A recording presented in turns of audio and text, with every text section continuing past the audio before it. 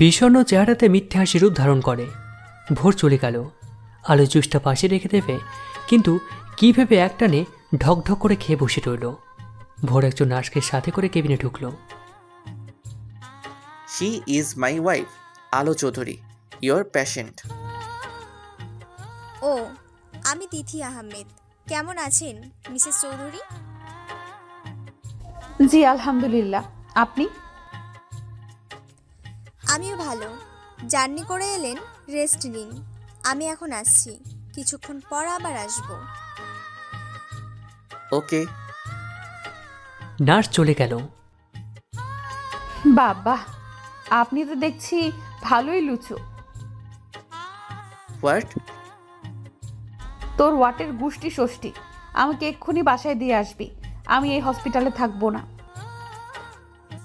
এই উত্তেজিত না হয় কি হয়েছে বলুন? হঠাৎ এভাবে রেগে গেলেন কেন? সুন্দরী নার্স অ্যাডমিট করিয়ে ন্যাকামো সাজা। আমাকে বাসায় দিয়ে আসবেন নাকি? আমি থাকবো না এখানে। আজব তো, এই নার্স দক্ষ। একদম বোকা ভাববি না আমাকে। আমি কিছু বুঝি না। আপনি এই নার্সের সাথে একটু একটু কথা, তারপর প্রেম, তারপর প্রীতি, তারপর ভালোবাসা, তারপর বিয়ে। What nonsense! Just shut up. আর এত বড় সাহস কোথা থেকে আসে আমাকে তুই তুই করে বলার? আর যেন তুই তুই শুনি না, মাইন্ড ইট। আমি তো তো তো তো তো তো তো আপনার কথা মতো চলবো না। আমি আপনার চাকর না, ওকে? এখন ইচ্ছা করছে? কি মারতে? ও, এখন মারতেও ইচ্ছা করছে নার্সওয়ালি কি পেয়ে? বাহ, কি উন্নতি! আপনি কি সাইকো? আপনি জেরিনকে নিয়ে এমন কথা বলেছিলেন, এখন আবার এই নার্সকে নিয়ে? উফ, আপনার কি মনে হয় আমার চরিত্র খারাপ? আমি চরিত্রহীন? এভাবে রাগে লুক নিবেন না। বলেছেন একদিন। আমি কিন্তু আপনাকে ভয় পাই নাকি? ভয় পান না? না না না না না। ঠোঁট অমন কাঁপিয়ে কথা বলছেন কেন? আপনি তো ভয় পেলেই ঠোঁট কাঁপে। তাহলে? তাহলে কি আমি আপনাকে ভয় পাই না? এটাই শেষ কথা। তবে কি ইচ্ছা করে কাঁপাচ্ছেন? আমি যেন ছুঁয়ে দিই সেই জন্য? আমি ঘুমাবো। আগে আমি নেশা মিটিয়ে নিই, তারপর ঘুমাবে। কিসের নেশা? কোনো নেশা টেশা নাই। আর আপনি যে কোনো একটা বলবেন, হয় তুমি, না হয় আপনি। আমার নেশা মিটানো থেকে কোনোদিন বাধা দিয়ে আমাকে আটকাতে পেরেছো? পারোনি, আজও পারবে না। বলেই আলো ঠোরচোরা দখল করলো, আর আলো ভোরের পিঠে মারতে থাকলো। ভোর ছেড়ে দিল কিছুক্ষণ পর। এরপর এমন ঝটফট করলে আমি অন্য কারো কাছে যাব? আমি কি ধরে রেখেছি? রাখিনি। যান, ওই নার্সের কাছে যান। আমার কি? সত্যি যাব? সত্যি। ভোর উঠতে যাবে, তখন ভোরকে ধরে, খুব শখ নার্সের কাছে যাওয়ার? তুমি তো যেতে বললা। আলো একটু ভেবে ভোরের হাত ছেড়ে, আর কয়টা দিন পর তো চলেই যাবেন অন্য কারো সান্নিধ্যে। আমি অযথা আটকে রেখেছি। আপনি যার কাছে ইচ্ছা যেতে পারেন। আমি আটকাবার কে? কেউ না। আটকানোর জন্য সরি। উফ, মাথা ব্যথা করছে আলো। হঠাৎ এমন মাথা ব্যথা শুরু করলো কেন? একটু মাথাটা টিপে দাও আলো। বলে আলোর বুকের উপর শুয়ে পড়ল, আর ব্যথায় কাতর এমন করতে লাগলো। আলো মাথায় হাত দিয়ে আলো মনে মনে বলল, এত অভিনয় যে এই লোক জানে! উফ। আলো আর কিছু না বলে ভোরের মাথায় টিপতে লাগলো, এক হাত দিয়ে আলতো করে। সমস্যা কি আপনার? কেন, কি করছি? আজ 5 দিন ধরে দেখছি আপনি ওই নার্সের দিকে ড্যাব ড্যাব করে তাকিয়ে থাকেন, আর এদিকে বলেন আমাকে আমি উল্টা পাল্টা বকি। কোথায় তাকালাম? আজব। আমার চোখে কিছু ফাঁকে যায় না। এই কুল কুল, উত্তেজিত হয়েও না। আমি আসলে নার্সের গলার পেন্ডেন্টটা দেখি, ওই রকম একটা তোমাকে এনে দিব, তাই। আমার লাগবে না। আর ওই নার্সের ডিজাইনেরটা তো নাই। সত্যি লাগবে না?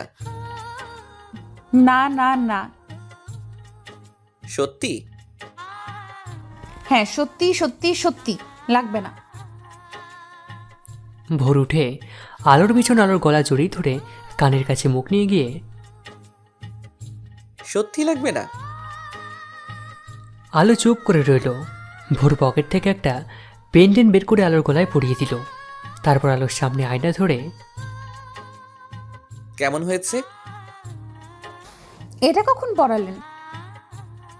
যখন তুমি আমার স্পর্শ সহ্য করতে পারছিলে না তখন। এই পেন্ডেন্টটাতে লাভ দেওয়া বুঝলাম, লাভের মধ্যে এ লেটার দেওয়া সেটাও বুঝলাম, কিন্তু এর সাথে বাঁকা করে একটা দাগ টানা ওটা বুঝলাম না। তুমি তো একটা গণ্ডমূর্খ, তাই বুঝবে না। তোমার এ যেখান থেকে শেষ, আমার ভি সেখান থেকে শুরু, বুঝলে? আপনি মূর্খ। হুঁ, মূর্খ বলেই এইভাবে একটা অক্ষরের ভেতর আর একটা মিশিয়েছেন। পছন্দ হয়েছে? হুম। কিন্তু আমার তো পেন্ডেন্ট লাগবে না। থাক, আমি খুলে দিচ্ছি। এটা ছুলে হাত কেটে যাবে।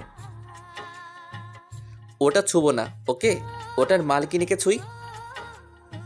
আপনি দিন দিন এমন অসভ্য হয়ে যাচ্ছেন কেন?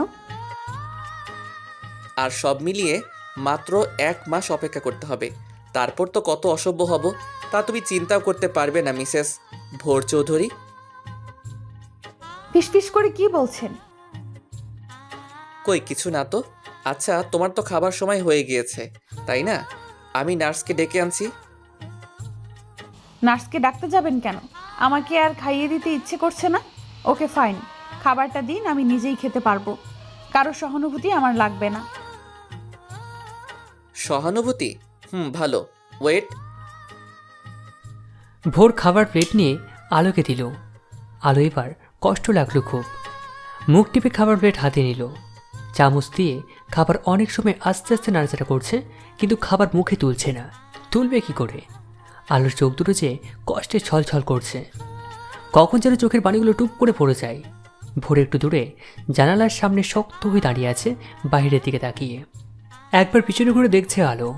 প্লেটের দিকে নিচু হয়ে তাকিয়ে খাবার জাস্ট নাড়াচাড়া করছে, কিন্তু মুখে দিচ্ছে না।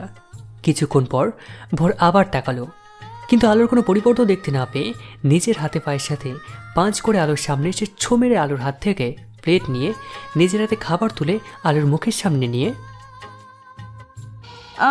আমি পারবো, আপনি যেতে পারেন। হা করো। আমি হা করতে বলেছি, কুইক। আমি আলো আর বলতে পারল না।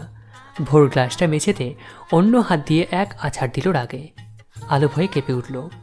তারপর ভোরের রাগ বুঝতে পেরে তাড়াতাড়ি করে ভোরের হাত টেনে নিজেই মুখে পুরে নিল খাবার। ভোর আর কিছু বলল না। আলোকে খাওয়াচ্ছে আর আলো খাচ্ছে আর মুখ টিপে টিপে কাঁদছে। যতই মুখ টিপে টিপে কাঁদুক না কেন, ভোরের কানে কান্নার শব্দ ঠিকই যাচ্ছে। কোনো শব্দ আর কানে এলে এখানে খুব খারাপ কিছু ঘটবে বলে দিলাম। ভোরের কথা শুনে আলো ভয় পেয়ে আরও কেঁদে দিল। এবার আর মুখ টিপে কাঁদতেই পারছে না। আওয়াজ করে কেঁদে ফেলল। ভোর অগ্নি দৃষ্টিতে আলোর দিকে তাকালো। আলো ভোরের চোখ দেখে ভয়ে পড়ে চুপসে গেল। এবার কোনো শব্দ হচ্ছে না। আলোর খাবার শেষে ভোর উঠে যাচ্ছিল। আপনি খাবেন না? না। খাবেন না মানে? খেয়ে নিন। বললাম তো খাবো না। আর লিসেন, কোনো সহানুভূতি দেখাবেন না আমার প্রতি। এত বড় রাত না খেয়ে থাকবেন? 1 বা 2 দিন না খেলে মরে যাব না। ভোর, ছাড়ুন। আলো আস্তে করে ছেড়ে দেয়। ভোর আলোকে মেডিসিন খাইয়ে দিল। তারপর কাচের টুকরোগুলো তুলে ফ্লোরটা পরিষ্কার করে বের হয়ে যাচ্ছিল, আর আলো তা দেখে তাকিয়ে দেখছিল। বের না হয়ে আবার ভিতরে সে খাবার নিয়ে খেতে শুরু করলো। আলো মনে মনে খুশি হলো। ভোর খাওয়া শেষ করে সোফাতে শুয়ে পড়ল, আর আলো আশ্চর্য হয়েই ভোরের দিকে তাকিয়ে আছে। ভোর এপিট ওপিট করছে শুয়ে। অবশেষে উঠে বসলো, আবার কিছুক্ষণ নিচের দিকে তাকিয়ে থেকে আলোর কাছে এসে দাঁড়িয়ে রইল। আলো ভোরকে দেখে আস্তে করে কিছুটা সরে পড়ল। ভোর জায়গা পেয়ে শুয়ে পড়ল। অন্যদিকে ফিরে কিন্তু নাড়াচাড়া করেই যাচ্ছে। আলো ভোরের এসব কাণ্ড দেখে মুখ টিপে হাসছে। ভোরের শান্তি না, অবশেষে আলোর ঘাড়ে মুখ গুছিয়ে দিয়ে আলোকে জড়িয়ে ধরল। 5 মিনিট হয়ে গেল কিন্তু ভোর এখনও নাড়াচাড়া করছে না। কেবিনে একটা ড্রিম লাইট চালানো। যেটা পারে না সেটা কেন যে করতে যায় বুঝি না। ভোর একটু নড়ে উঠল। থাক, ইচ্ছা করে নড়তে হবে না, ঘুমান। আচ্ছা, একটা প্রশ্ন করি। কি? আমাদের ডিভোর্স হওয়ার পর আপনি কিভাবে ঘুমাবেন? ভোর মাথাটা তুলে আলোর দিকে তাকিয়ে রইল। আলো রইল। এই মৃদু আলোতেও আলোর চোখের পানিগুলো ভোরের চোখে আড়াল হলো না। ভোর কিছু না বলে আলোর সূর্যটা দখল করলো। আলোর কোনো রেসপন্স পেল না। ভোর তাই ঠোঁট ছেড়ে দিয়ে আবারও শুয়ে পড়ল আলোকে জড়িয়ে ধরে। আর আলো অনেক কিছু চিন্তা করতে করতে মুখ টিপে টিপে কাঁদতে কাঁদতে হিচকি দিয়ে কাঁদতে শুরু করলো। ভোর কিছু বলছে না। এক হাত দিয়ে আলোকে শক্ত করে নিজের সাথে চেপে ধরল, আর এক হাত দিয়ে বেডশিট খামচে ধরল। আলোর কান্নার গতি বেড়েই চলল। ভোর আর সহ্য করতে না। ঘুমাবো আমি, আর এত কান্না আমার বেবির জন্য প্রবলেম হবে, তাই বেবির কথা চিন্তা করে আশা করি আর কাঁদবেন না, ঘুমান। আলোর সকালে ঘুমটা আগেই ভাঙল। ভোরের ভাঙবে কি করে? ভোর যে ঘুমায়নি রাতে। আলো ধীরে ধীরে উঠে বসল। ভোরের দিকে তাকিয়ে ভোরের মাথায় হাত বুলিয়ে দিচ্ছে। হঠাৎ আলোর খারাপ লাগতে শুরু করে। আলো ভাবে ঠিক হয়ে যাবে একটু পর, কারণ এমন প্রায় হয়। কিন্তু একটু পর আলোর পেন হতে শুরু করে। আলো ভোরকে ডাকছে কিন্তু ভোর শুনছে না। আলো হাত দিয়ে ভোরকে ধাক্কা দিচ্ছে, তবুও ভোর উঠছে না। যে ভোরের কান সবসময় সজাগ থাকে, আলোর ঘুমের মধ্যে একটু বলে উঠলেও আজ সেই ভোর আজ গভীর ঘুমে মগ্ন। একেই বলে বিপদের সময় কেউ কাছে থাকে না, আর কাছে থাকলেও শোনে না, তা ইচ্ছাকৃত বা অনিচ্ছাকৃত। আলোর পেন ক্রমশ বেড়ে চলেছে। আলো এপিট ওপিট করছে ব্যথায়। এর মধ্যে নার্স দিদি এসে ঢুকলো কেবিনে। ঢুকেই আলোর এই অবস্থা থেকে ভোরকে ডাক দিল। দিদি ডেকে ভোর ধরফর করে উঠল। আলোর আর্তনাদ ভোরের কানে যেতেই, আলো, আলো, আলো, কি হয়েছে তোমার? আলো কিছু বলতে পারছে না, শুধু বেডশিট দড়িয়ে ধরে আছে মুঠো করে, আর চোখ দিয়ে পানি ঝরছে। মিসেস চৌধুরীর পেইন উঠেছে।